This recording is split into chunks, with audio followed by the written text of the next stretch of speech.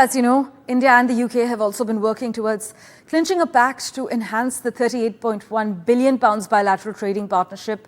But with India's phased general election, followed by Britain's now, the negotiations remain stalled in the 14th round of negotiations. Senior fellow from the Centre for Strategic and International Studies, Jayant Krishna, joins us to discuss the future course of the FTA now. Thank you so much for joining us, Jayant. The Labour Party has been focused on highlighting how they stand ready to get the FTA over the line after the Tories missed that Diwali deadline in 2022.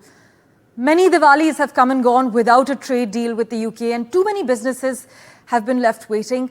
But do you think India can realistically expect an FTA under the Labour Party if Keir Starmer takes over number 10?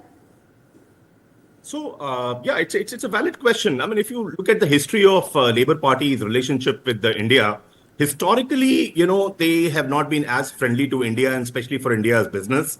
Many say that they've been closer to the opposition party, Congress. And if you look at last few years, the kind of utterances the Labour leaders have made for human rights violations or minority issues in India, I think that is the background. But, if you study the Labour manifesto or what Keir Starmer, who's stated to be the Prime Minister after Labour wins, what he has said, and also the Labour shadow Foreign Minister, David Lammy, what they have said, they've talked about a new strategic relationship with India. I think, and the free trade agreement, is an integral part of it. And cooperations in many areas have been talked about in the manifesto of the Labour Party itself, which includes technology, education, security, climate action, and so on and so forth.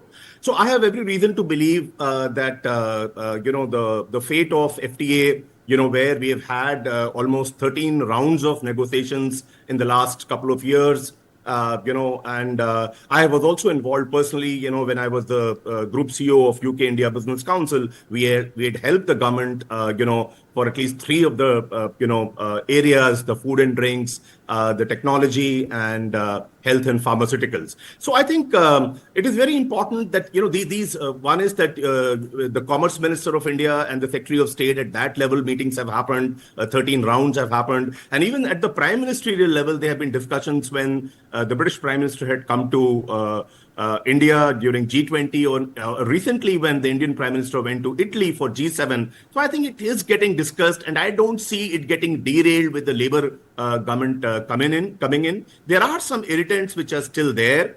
For example, India has been asking for a greater access for Indians in UK. The movement, the mobility issues, especially for technology sector and the healthcare sector, India has been asking for it. It also has been asking, as a part of the FTA negotiations, the market access for goods. Yes. Many of Indian goods going to UK at zero tax. And if you look at UK, they have been expecting, cut in duties, import duties, especially on products like Scotch whiskey, electric vehicles, lamb meat, chocolates, confectionery items, and so on and so forth. So these are the irritants. But, with the change stance of Labour Party, which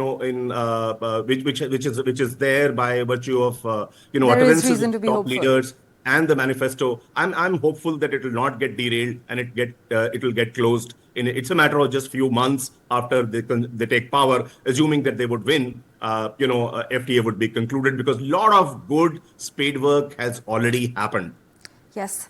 Well, Labour's manifesto, as you have highlighted, clearly says that they are keen on a new strategic partnership with India in areas like security, tech, education, as well as climate change.